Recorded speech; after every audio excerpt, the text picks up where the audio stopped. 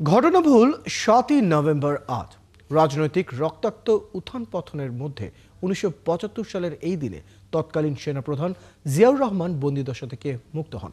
বিএনপির মতে এদিন আধিপত্যবাদী শক্তির ষড়যন্ত্র প্রতিহত করে সিপাহী জনতা স্বাধীনতা সার্বভৌমত্ব রক্ষা করেছিল। এরপর থেকে দিনটিকে জাতীয় বিপ্লব ও সংহতি দিবস হিসেবে পালন করে আসছে বিএনপি সহ আপামর জনগণ।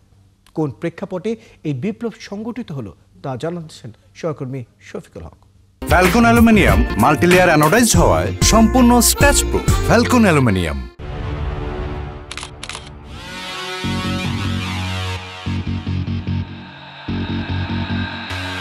৭৫-এর ১৫ই আগস্টের পর সেনাবাহিনীতে পাল্টাপাল্টি অভ্যুত্থানে দেশে চরম নৈরাজ্য তৈরি হয়। এরপর ৩রা নভেম্বর ঢাকা কেন্দ্রীয় কারাগারে হত্যা করা হয় জাতীয় ৪ নেতাকে।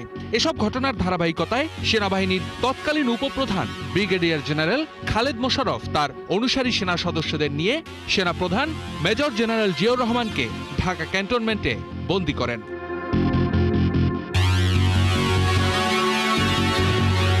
নিজেকে সেনাপ্রধান ঘোষণা দিয়ে ৬ নভেম্বর বঙ্গভবনে গিয়ে তৎকালীন প্রেসিডেন্ট খন্দকার মোশতাক আহমেদকে গ্রেফতার করেন। মন্ত্রিসভা বাতিল, জাতীয় সংসদও ভেঙে দেওয়ার ঘোষণা দেন খালেদ। প্রধান বিচারপতি আবু সাদাত মোহাম্মদ সায়েমকে দেশের প্রেসিডেন্টের পদে বসান। ওই রাতেই সেনাবাহিনীর সাধারণ সিপাহীরা ঐক্যবদ্ধ হয়ে প্রতিরোধ গড়ে তোলেন। অভূতপূর্ব সেই বিপ্লব অভ্যুত্থানের মধ্য দিয়েই সাময়িক বন্দিদশা থেকে মুক্ত হন মহান স্বাধীনতার ঘোষক তৎকালীন সেনাপ্রধান মেজর জেনারেল জিয়াউর রহমান। পাল্টা অভ্যুত্থান ঠেকাতে গিয়ে ৭ নভেম্বর সকালে কয়েকজন অনুসারী সহ প্রাণ হারান খালেদ মোশাররফ।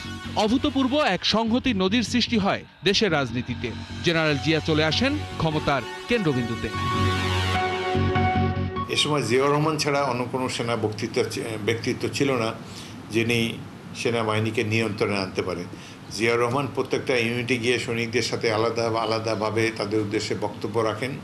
দেশের স্বার্থে, সেনাবাহিনীর স্বার্থে তাদেরকে শৃঙ্খলায় ফিরে আসতে বলেন এবং তাদেরকে ব্যারাকে ফিরে নিয়ে আসেন। এ সময় একটি সাংবিধানিক এবং শূন্যতা বিরাজ করছিল। দেশে কোনো সরকার ছিল না আওয়ামী লীগ সরকার অপসারিত হওয়ার পর। তখন সৈনিক এবং সাধারণ মানুষের অনুরোধের প্রেক্ষিতে এই শূন্যতা পূরণের জন্য জিয়াউর রহমান রাষ্ট্রের দায়িত্বভার গ্রহণ করেন। পরবর্তীকালে তিনি সরাসরি নির্বাচনের মাধ্যমে রাষ্ট্রপতি নির্বাচিত হন। এই পট পরিবর্তনের পর জিয়াউর রহমানের নেতৃত্বে দেশের স্বাধীনতা ও সার্বভৌমত্ব প্রভাবমুক্ত হয়ে শক্তিশালী সত্তা লাভ করে। জিয়াউর রহমানের অন্যতম এই সহচর জানান, দেশকে চরম অস্থিতিশীল পরিস্থিতি থেকে রক্ষা করেছিলেন জিয়াউর রহমান, আর জনগণ তখন সৈনিকদের পাশে দাঁড়িয়েছিলেন। এর আগে দেশ ভারতপন্থী একটি সরকার ছিল। ভারতীয় আধিপত্যবাদের হাত থেকে ৭ই নভেম্বর বাংলাদেশ মুক্ত হয় এবং জিয়াউর রহমান নতুন ধারার বাংলাদেশি জাতীয়তাবাদের রাজনীতির প্রচলন করেন এবং তিনি ব্যাপক জনপ্রিয়তা অর্জন করেন।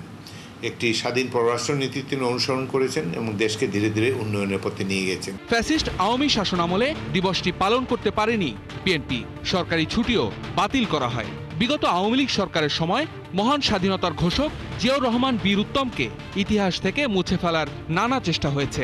তাই ফ্যাসিস্ট মুক্ত বাংলাদেশে এবার দিনটিকে যথাযোগ্য মর্যাদায় পালনের সব ধরনের উদ্যোগ নিয়েছে বিএনপি।